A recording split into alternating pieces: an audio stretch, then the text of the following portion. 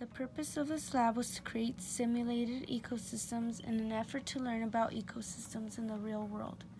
This was accomplished by constructing eco-columns out of bottles. The eco-columns had 4 chambers, which included predatory prey, decomposition, terrestrial, and aquatic.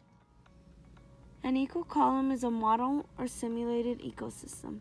An eco-column usually consists of 3 chambers: terrestrial, decomposition, and aquatic. These chambers make a mini ecosystem that can be observed. An eco-column is useful to make observations about the biotic and abiotic factors that affect an ecosystem. An eco-column is an example of an open and closed system. A column has both aspects of each system. It is an open system because there are straws that lead to some chambers, so air, water, and organisms are able to travel to different parts of the eco-column. It was also an example of a closed system because the bottles acted as walls to the ecosystem and outside effects could not get in eco-columns. Hypothesis for aquatic biome. If the fish and other aquatic animals continue to get fed properly and continuously, then the fish will survive. If the multiple levels of the water are maintained, then it will be habitable for the organisms. Decomposition hypothesis. If the worms and other organisms are fed properly, then they will be able to survive for several weeks.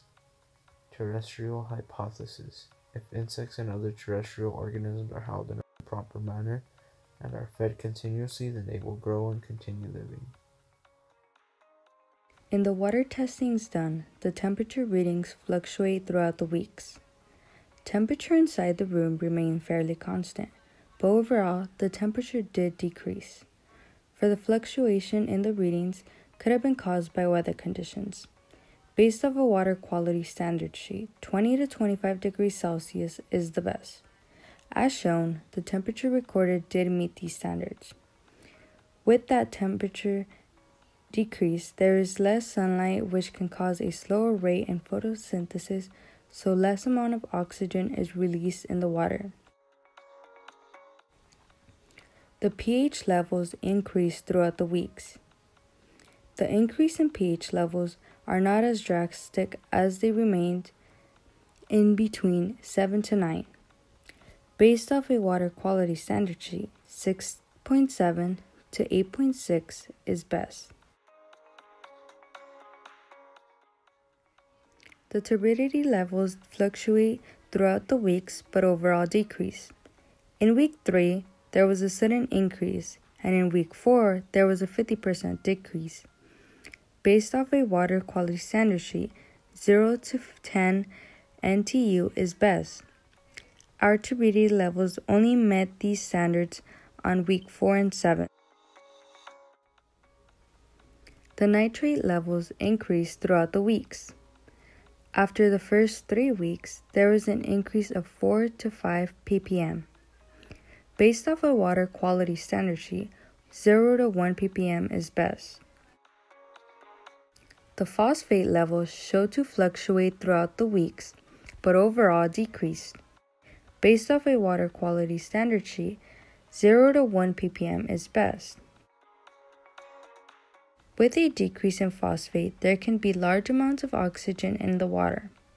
Also, the fish could get digestive problems and they begin to starve. In the soil testings done, the pH levels remain constant at 6.5 on both testings. The potassium levels remain constant at 3 on both testings. This shows that there is a sufficient amount of potassium in the soil. The nitrogen levels decreased by 1 from the first to the second testing.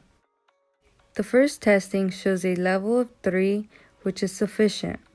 The second testing shows a level of 2, which is adequate. This would have been optimal for the conversion of mineral forms. The phosphorus levels decreased by 1 from the first to the second testing. The first testing shows a level of 4, which is surplus. The second testing shows a level of 3, which is sufficient. The water cycle began in the aquatic system. The water began to evaporate through the terrestrial system and up to the decomposition system. In the terrestrial system, water soaked into the dirt where it became useful to the plant. In the decomposition system, condensation began. This was noticed when water droplets were seen around the bottle. In the aquatic system, the producers were the Elodea plant and the duckweed. The primary consumers were the fish that would eat the producers.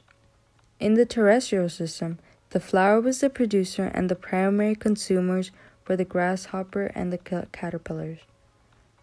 In the decomposition system, there were decomposers such as the worm and pillbug. In conclusion, the eco-column was not able to support life due to the non-habitable living conditions. The data and observations did not support the hypotheses from the group members. The data showed the complete opposite of the group's hypotheses, and this taught that there were faults in the nutrients within the systems. One of the largest sources of error was the failure to accurately test the dissolved oxygen in the aquatic biome. For that reason, there is no official recorded data for the dissolved oxygen throughout the lab. Another error was the cleanliness of the aquatic biome. The water was from a river and the drops to balance levels weren't added until later on during the lab.